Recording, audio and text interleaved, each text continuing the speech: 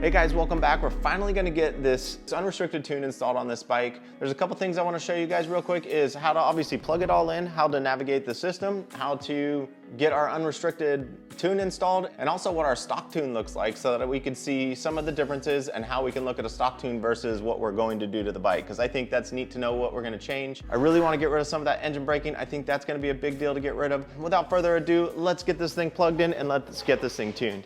So the first thing we're gonna do is grab our key, get our rear seat off, and then we have our dongle cable here that we're gonna plug into the bike. First, let's fish out our connector, our bike side harness connector, and we have to lift up on this and pop this cap off, and then we'll take our dongle cable, plug it in, run her up to the computer here, and we're gonna plug in this USB. Open up our FTECU software. And at the beginning, you won't have anything here on the left because I've already went and looked a little bit. But the first one we have here is the stock ECUs. So you can always go and find your ECU. So our R7, we have 4 different options in here. We have the Alpha 30, 50, 20, and then for me, because I'm California, I have the Alpha 40. So by clicking on this, it's going to open up the map. I obviously already have it open, and it's all of this information right here. So for me, what I was really interested in is the engine braking. I'm gonna look at this injector decel cut, and it shows it enabled. So I'm curious to see what's gonna change when it comes to the actual flash itself. If you wanted to dig around and see what is what on the stock map, you could go for it. The next thing we're gonna do is open up File Manager here. And it's quite interesting to see what we actually have available in here. We have the stock ECU maps. We have the unrestricted ECU images, which is what we're gonna install. And then we also have third-party ECU images. Not sure what this one is, but Graves Motorsports, obviously if you had a Graves exhaust and a bunch of different things, you would probably wanna consider something like that. And then also, obviously, this tells me that Moto America is utilizing this as well for their Yamahas, and that's mainly for R3s. So whatever they're doing for R3s, those maps are in here for us, which is kind of interesting. I think that's pretty cool. So there's the spec for the Moto America Ninja 400, which is really cool. So more things to look at if you really wanted to get in depth and truly understand how to change all these parameters. I know if we mess this up, we will do some serious damage to our bike, which is not cool. So we are gonna stick with the basic, go into the unrestricted for the Yamaha R7, and we're gonna load this unrestricted Cal version here. It's very important to have internet throughout the whole process because we are downloading this information from online. And you can see I've opened up so many of them now. I gotta start closing these, I have too many open. So there's our R7 California unrestricted map right here. Decel cut is now disabled, so that changed. I didn't look at any of the rest of these parameters because honestly, I don't know enough to tell you guys like what's really changing, which is kind of why I like the fact that we're just gonna get this already pre-made, that we don't have to try and figure out and become professionals on how to install this. Will it be the best tune in the world? No, probably not, but I'm sure it'll get the job done. We'll get this thing done right now. We'll get on the bike and see what the difference is actually like. So now that we have chosen our unrestricted stock file that we're gonna use, we're gonna go ahead and write it to the ECU. So the first pop-up we got is connect ECU harness or key on. We've already plugged in the ECU harness. Turn our key on. We'll click OK. No registered ECU found. Would you like to assign this license to this ECU? And yes. And what that's going to do is basically, I believe, lock this ECU down to our account so that we cannot manipulate other motorcycles' ECUs. You'd have to buy another license to do that. The next thing it's asking us to do is to disconnect our harness and leave the USB plugged in. So we'll go ahead and lift up and disconnect. We'll press OK. Power off or key off. So we're going to cycle our key off. Press OK. Now we're going to plug our harness back in.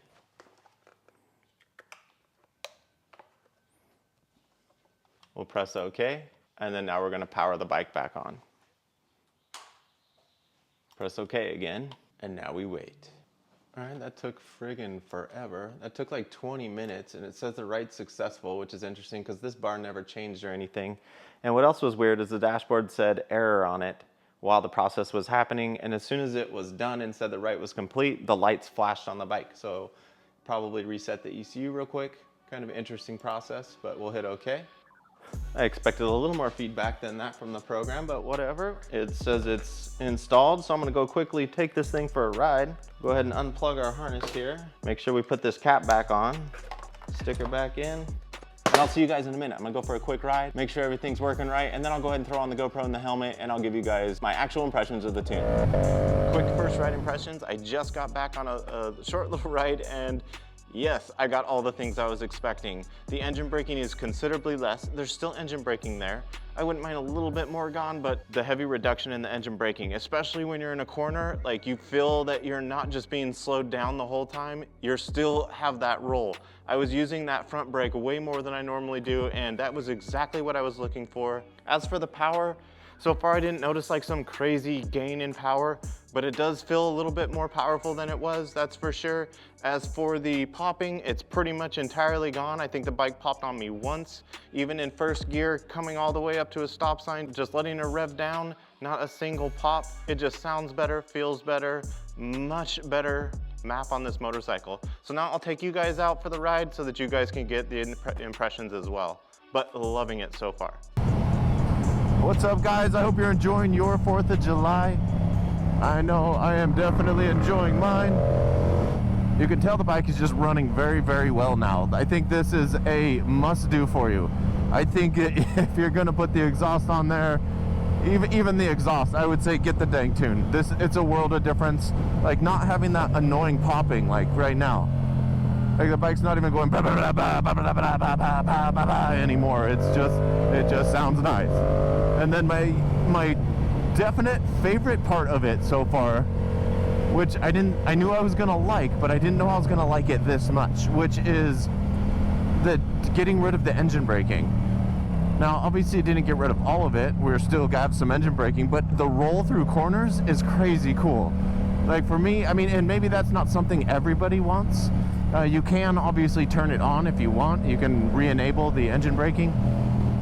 But for me, like the way I like to ride, like for a track and playing around on back roads, I don't want that engine braking slowing me down in the corner. I want to be able to just let it run out a little bit, and it makes a huge difference.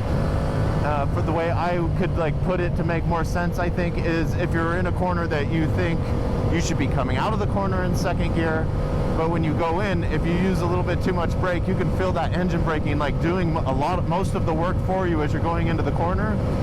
And then you know, sometimes slow down too much, and then when you're trying getting out of that corner, that's what's cool about this bike, is it has enough power to like enjoy that experience down low, which is always what I continually say about this bike. That's what to me makes it really cool. But instead of having to fight with that engine braking doing all the work as you're coming into the corner, you get to choose now. You can use that front brake how you see fit. I would notice, like, I definitely use the front brake way more now.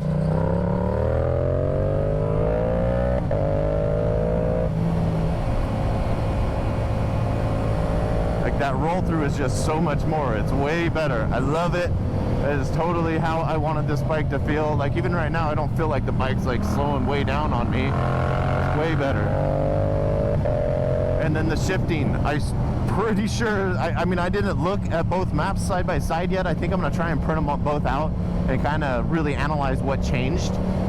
The shifting seems to be working better too, which is really, really cool. I don't know why. I don't know what's changed. I know you can manipulate within the app, how much the engine cuts when you use the quick shifter. I know you can modify stuff like that, and I don't know if this unrestricted map has that or not, but it sure as crap feels like it.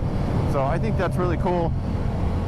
If you want to modify your motorcycle, engine, exhaust, whatever, I say get the dang tune. This is way, way better. It is totally worth the extra money. In fact, I just put an exhaust on my son's R3. I chose to go for this little less expensive one because this is the one we put on the Grom and he liked it. So I figured, why not? That's what he wanted. So that's what we put on. I will not say it's the best exhaust in the world, and I'll definitely say that its placement is terrible because it melted part of the canister and it melted a small piece of the fairing, and I was just like, God damn it. I should have paid a little more attention to where they were touching. But it's not melting anything anymore. It's fine now, but very annoying. If you're gonna go with something like this for your R3 or whatever, definitely look a little bit more deep into, you know, the contact points of that exhaust. Should go without saying, but whatever. So thanks again for watching, guys. I am really enjoying it. Totally worth it.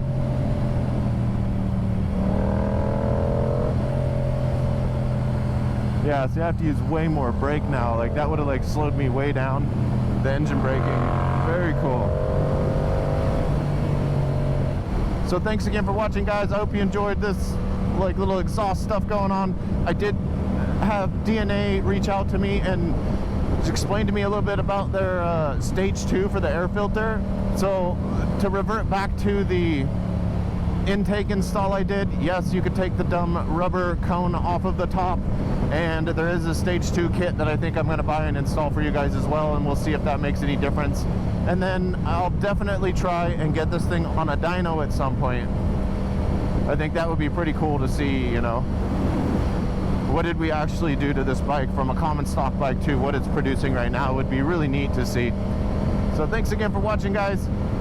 I'll see you next week. Peace.